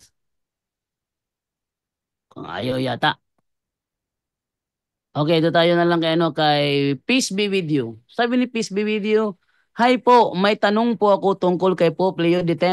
Kung siya po ba ay makukonsider na bad Pope? Brother Junre? Yes, ano yung tanong ba dyan daw? Sabi ni Peace Be With You, may tanong po ako tungkol kay Pope Leo X. Kung siya po ba ay makukonsider na bad Pope? Wala namang pahayag ang simbahan na si Pope Leo X is bad Pope, no? Wala namang ganon. Saan ba nanggaling yung idea na yan na ma-consider natin na bad Pope si Pope Leo? Actually, as far as I know, kay Pope Leo sa kanya nagmula yung panalangin ng St. Michael. Actually, tinanggal na nga lang yun eh. No? If I'm not mistaken, kay Pope Leo X yata nagmula yung panalangin ng simbahan about kay St. Michael dahil sa kanyang vision about 100 years na vision na papasukin ni Satanas ang simbahan at iluruin. At doon nagpakita sa kanyang vision ang si St. Michael. Kaya nga nabuo yung panalangin ng St. Michael na iyan.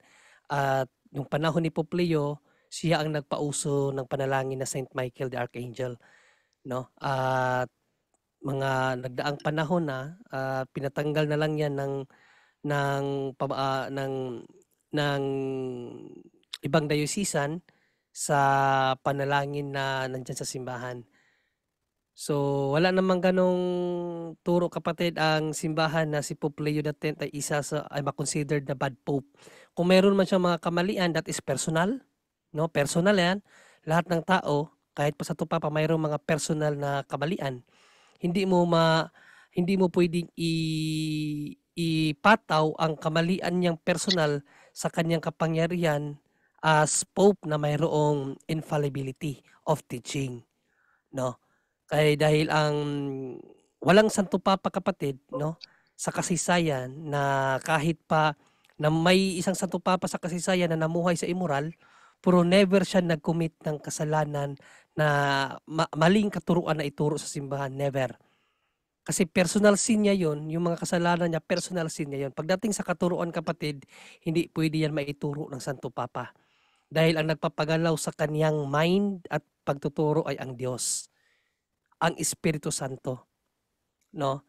So kung meron mga personal sin, si Pope Leo X, sa kanya yon kapatid. Hindi natin pwedeng husgahan ang kaniyang pagtuturo kay dahil ang simbahan wala lamang sinabi about consideration na siya ay makonsider the bad Pope. Yan lang siguro, Brother Jando, ang ating sagot. Okay, thank you sa iyo, Brother Junre. Sabi dito ni Roland, brother and sister, I am a captain sa barko and every time magplan kami, pakasal di natutupad dahil sa sumpa. Mayroong nag-raise ng hand, Brother Jando, G-Cant, at nag-open siya ng kamera. Okay, tinawag ko na yan kanina. Okay, Brother J-Cant, good evening. Good evening po. Rinig po ako. Yes, go ahead, bro. May katanungan lang po ako kasi medyo nalituhan ako ba sa mga order ngayon sa iba't ibang kasi dito sa amin dito sa parokya namin kasi parang kung ano bang stand ng talaga kung ano bang stand ng simbahan kasi dito sa amin inaalaw kasi ng parish priest namin na pwede makapag-communion basta may blessing daw magpunta lang sa kanya kasi ang nagsabi lang yung mga leader na simbahan na magpunta lang kay Father tapos magpa-blessing anong tawag nila yung blessing daw tapos pwede daw makapag-communion yung mga live-in ano bang stand po natin dyan? Okay, so tibigay ka na yung kay Brother Junre. Brother Junre?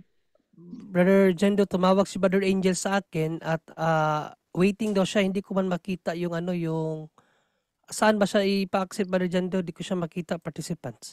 Ibig sabihin, waiting siya. Ibig sabihin, at wala siya sa participants. Wala siya sa participants pero waiting daw siya. Baka maling link po siya pumasok. Baka maling link. Baka maling Brother link. Angel, baka daw maling link ka pumasok, Brother Angel. So, balikan mo yung Zoom natin, bro, Zoom link, at para makapasok ka, Brother Angel. Ano yung tanong, Brother Jando? Kasi di ko narinig, tumawag kasi sa Brother Angel. Ang tanong is, pakilit yung tanong mo, Brother Jekan. Tanungan ko regarding po yun sa communion kasi dito sa amin. Communion? May, yes po. Kasi dito sa amin, parang inaalaw sa amin na pwede maka-communion yung kahit live-in, hindi kasal. So ano bang stand at ano bang katuruan talaga ng simbahan? Kasi iba-iba ang turo ng kung sino ang pari. Parang may iba-ibang pananaw. Ano ba talaga ang stand natin yan?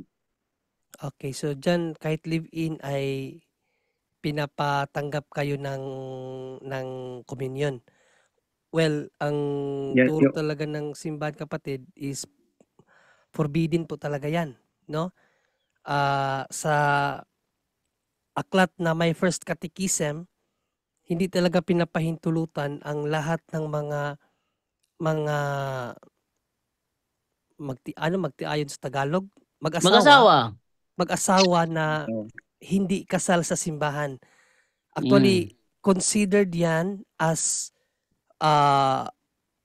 public sinners. Brother Jando, basahin mo nga yung binigay ni Brother Angel na ano sa'yo, Brother Jando, para makita niya kung ano yung bawal talaga sa simbahan. Yung sinid ni Brother Angel dati. Yes, yung sa first catechism galing. Yung sa my first catechism. Ito yung sinasabi, bro. At ipakita sa screen. Yan. Okay, ang sabi ganito. Yan.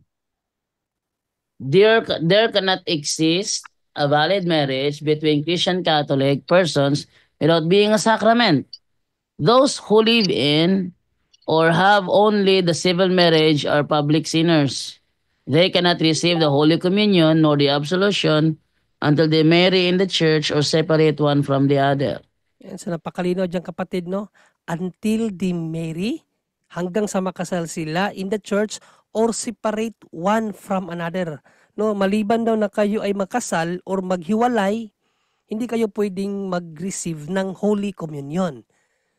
Dahil lahat daw ng live-in, no, malinaw dito, those who live in or have only the civil marriage, kahit nga hindi live-in, kahit kasal kayo sa gobyerno, you are public sinners pa rin.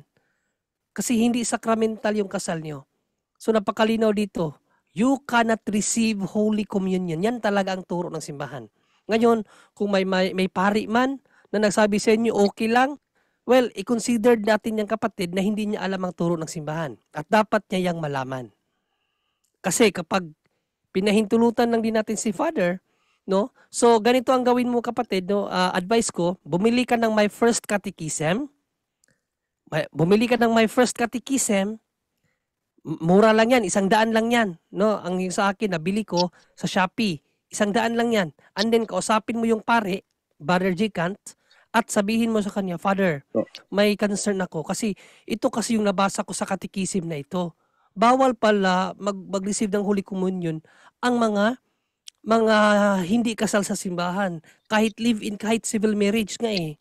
Kahit kasal nga, basta sa gobyerno lang, hindi pwedeng mag-receive ng Holy Communion. Eh sabi mo kasi, Father, pwedeng mag-receive ng Holy Communion. So, paano mo tayo ito, Father? Ito po kasi ang turo ng simbahan. Kailangan makita niya yan. Hindi pwede na sa kanya manggaling ang utos. Dapat galing talaga sa simbahan. At ang utos ng simbahan, bawal mag-receive ang hindi kasal, kahit pa nga kasal sa civil. No? Unless they marriage in the church or separate from one to another, doon pa lang sila pwedeng mag-receive ng Holy Communion, kapatid. So yung ano ba yung part talaga yung sinasabi na, di ba may order yung si Pope Francis, yung may blessing siya sa mga kahit bakla at saka mga mercy blessing yun. Ang mercy blessing, bro, hindi yan pagpahintulot sa maling gawain, no? Ang mercy blessing hindi pagpapahintulot sa maling gawain. Parang ganito, bro. Kapag umulan ba, ang nauulanan ba, bro, yun lang mga mabubuting tao o pati yung mga masasamang tao? Lahat naman. Lahat naman, di ba? Alam naman natin ang rain is a blessing, tama? So, ang blessing para sa lahat. Di yan nangangahulugan na ang blessing ay pagpahintulot sa maling gawain. Hindi ganon. Ang point ni Pope Francis, kung ang isang couple na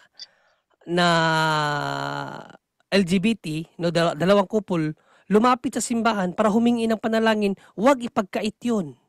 Huwag ipagkait ang panalangin. Pero yung panalangin na yun, hindi yun panalangin na pinahintulutan ng kanilang pagsasama. Yung panalangin na ibibigay ng pare, panalangin yun para makadiscern sila. Sa kapangyarihan ng Diyos, sa pamamagitan ng panalangin ng pare, madiscern nila na kinakailangan nilang maghiwalay dahil hindi yun tama at karapat-dapat sa paningin ng Diyos. Yun ang ibinibigay ng pari na panalangin. Mercy blessing. Ibinibigay ang lahat ng blessing sa lahat ng nangangailangan. Di need blessing, binibigyan sila ng pari na sa kanilang sitwasyon, no, sana mapaliwanagan sila ng Diyos. Yun ang ibinibigay na pari na blessing, kapatid. Hindi yun pagpapahintulot sa kanilang maling gawain. Okay. So yung pahintulot na sabi nila ngayon na dito sa aming parokya, yung ang pare. So, sinong may kasalanan dyan? Kung halimbawa, nag-communion na yung mga ganyan, yung hindi kasal, at binigyan pa rin. So, Bro John Ray, sino ang may, sa tingin ko, kung may kasalanan?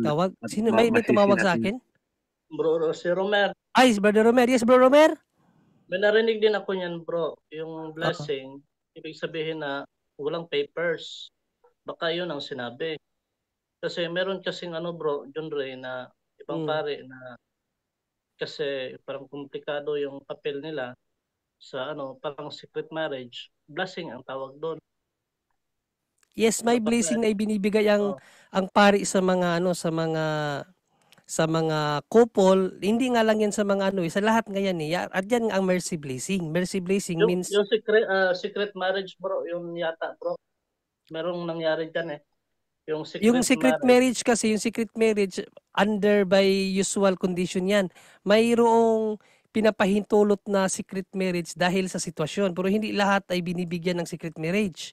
O baka yun ang sinabi ng pare, bro.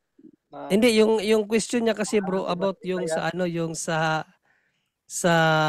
sinabi ni Pope Francis na pagbigay ng blessing sa lahat daw, sa mga tumboy at mga So, yun, hindi yun blessing, kapatid.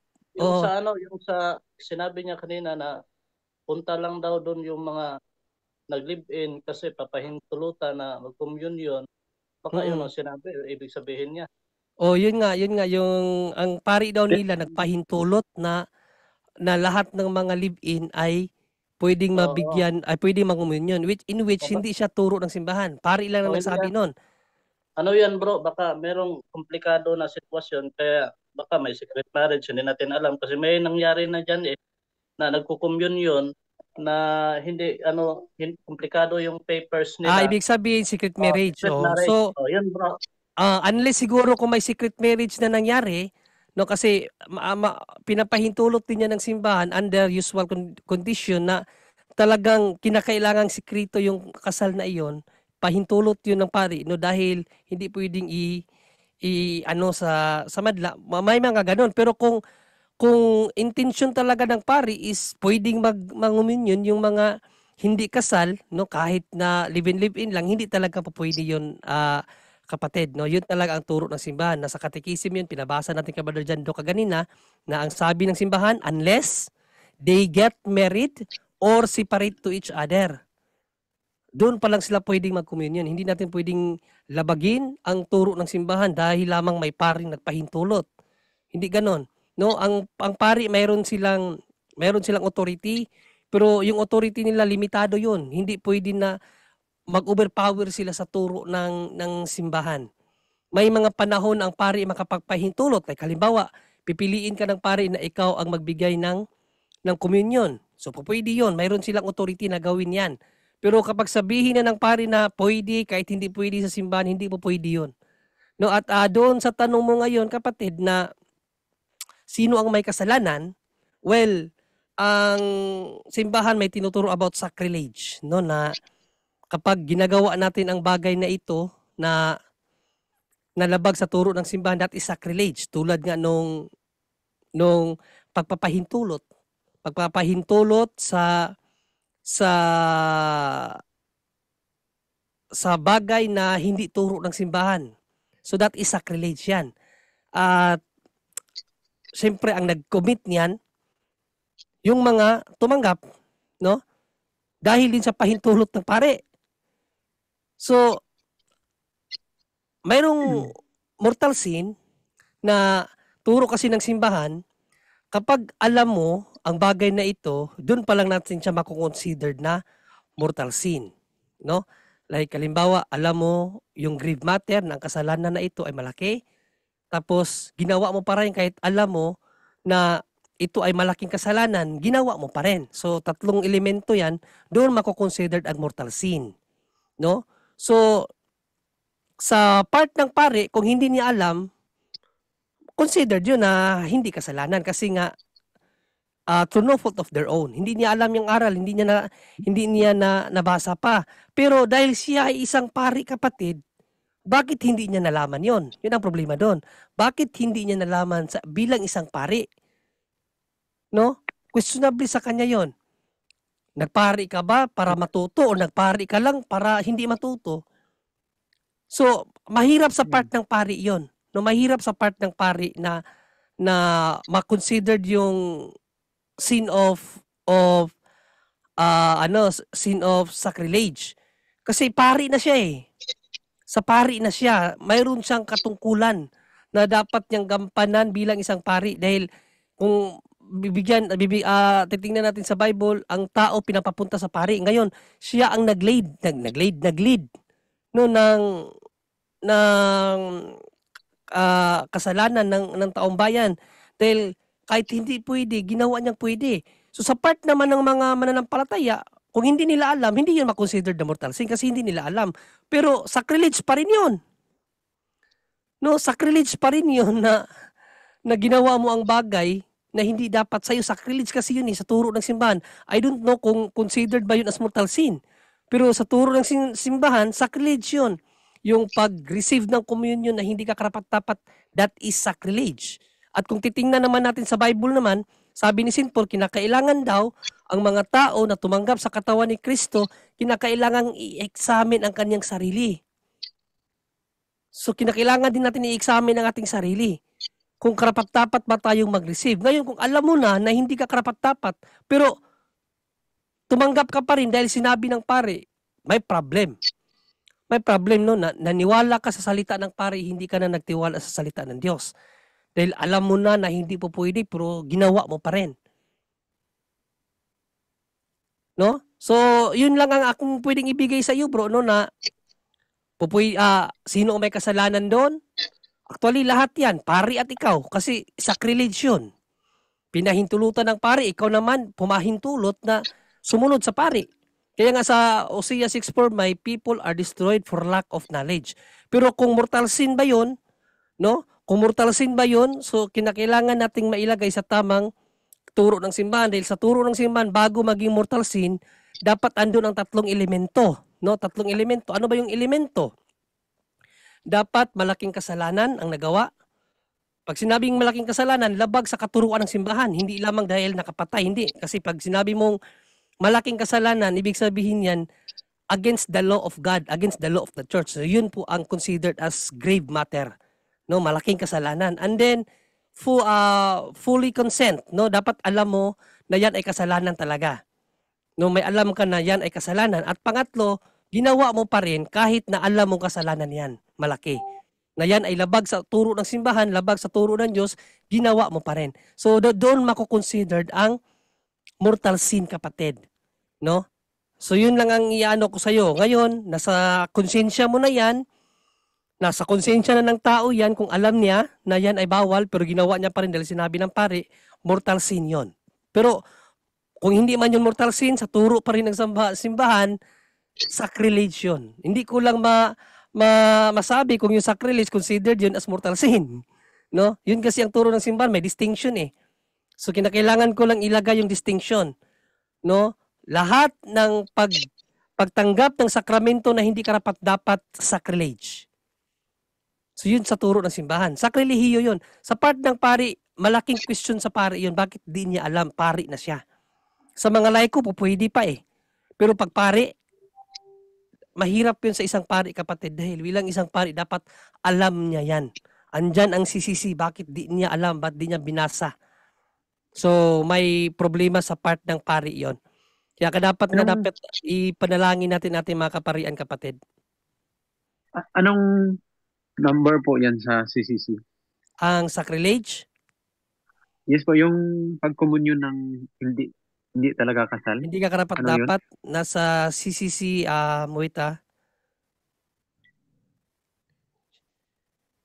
nasa CCC 2120. 2120. Okay. Sa 2120, sabi diyan sacrilege yan. No, na tingnan natin CCC 2120 para mabasa natin dito at makita din ng mga manonood, no?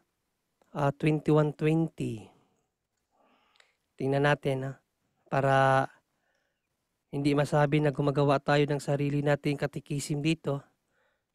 21, 20, 29. Ayan, 21. So, punta tayo sa 20, 15. Ayan, 21, 20. Basahin na lang natin para makita din ng lahat ng mga manunood. No? Ayan, so ito kapatid. 21:20 ito. Yan, sa taas yan. So ito, 21:20. Sacrilege consists in profaning or treating unworthily the sacraments and other liturgical actions, as well as persons, things, or places consecrated to God. No, yung mga bagay, kahit pa yung persona, no, yung mga lugar, kahit ka sa altar pag may ginawa kang hindi ka nais-nais diyan sa altar, sacrilege yun, no? Sacrilege yan ang sacrilege na kasalanan. Sacrilege is a grave sin. A grave sin pala ang sacrilege, kapatid. So mortal sin yan. Mortal sin yan. So knowingly, unknowingly, nakakommit tayo ng grave sin, ng mortal sin. Kapag nakommit natin tong sacrilege, kapatid. Especially when committed against the Eucharist.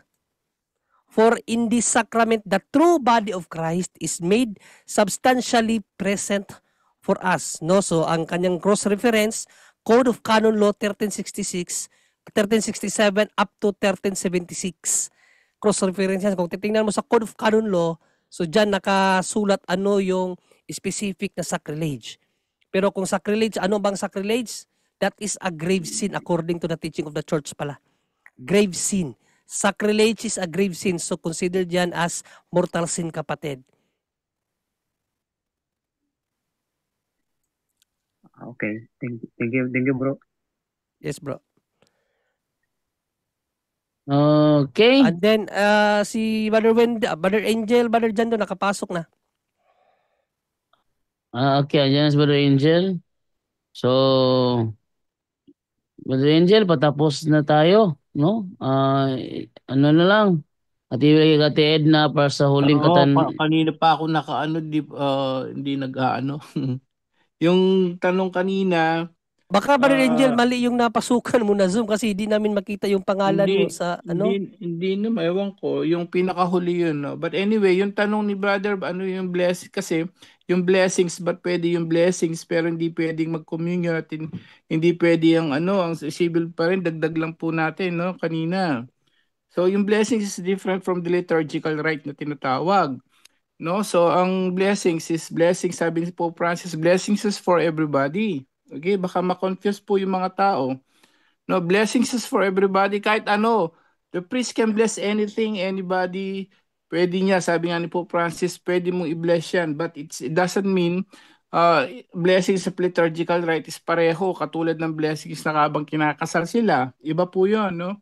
Blessings is just, tama si Bro John Lee, just a mercy of God. Hindi siya hindi siya magiging legal basis mo para maging ka na, no, maging legal lahat ng pagsasama ng same sex o ng civil o live-in, no. So firm po yung simbahan yan. Live-in and civil marriage, firm ang simbahan diyan. Hindi po pwede talaga pag binless, yung sinasabing magpa-bless kayo doon, yun lang, bless lang yon. But hindi ibig sabihin na they will ipe-permit ka ng magkakasala nga ng sacrilege doon. So, iba yung liturgical rite or tinatawag na rituals ng simbahan, ceremony yan, ng marriage. Iba po yun, sacrament of matrimony yun, sagrado yun. No? Kapag hindi ka dumaan doon, binless ka ni Father, that's just a simple blessings. May sumagot dito, brief blessings daw like brief ceremony of marriage. Hindi. Blessings lang yon. Pagka blessings lang. Huwag natin sabihin na lalo na walang kompletong ritual, walang kompletong kontrata, at the same time, no, may nag-comment na mayroon daw ganun na blessings lang. Walang ganun kasi dapat kumpletuhin po. No, bago talaga mag-receive, dadaan siya mismo sa tinatawag na liturgical rite of the church, no, bago talaga makapag-receive ng communion. Yun ang tunay na kasala, kapatid, na idagdag lang natin kanina. Bro Jando, bro. So, bago ibalik natin kay Brother Jando, dito si Black Commando Gaming, may tanong siya dito. Brother John Ray, tanong ko lang, pwede bang tawagin na Lord God ang God, the Trinity, based sa Revelations 21:22 at John 20:28? Yes, kapatid, kapag sinabing Lord, there is only one Lord. No, there is only one Lord. Yung Lord na yon, yan na yung Trinity natin. Either ang Ama, either ang Holy Spirit, either ang banal ang ating Panginoong Jesucristo. They are one in Godhead. So yung Lord God, considered yon as the Trinity. So yung tanong mo, pwede bang tawagin na Lord God ang God, the Trinity? Of course.